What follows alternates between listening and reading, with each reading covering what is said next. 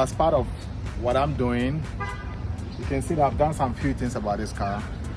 So if you come closer, you can see, so this part you see right here is for an emergency when I get stuck in the snow. And also I actually got this rag first. This rag is very, very strong. You can see, even if I move it, so I decided to give it 6 legs. And apart from the 6 legs, so I decided to have a water tank on board. So if I need water, I can just open this one here, and then 30 minutes water will be flowing.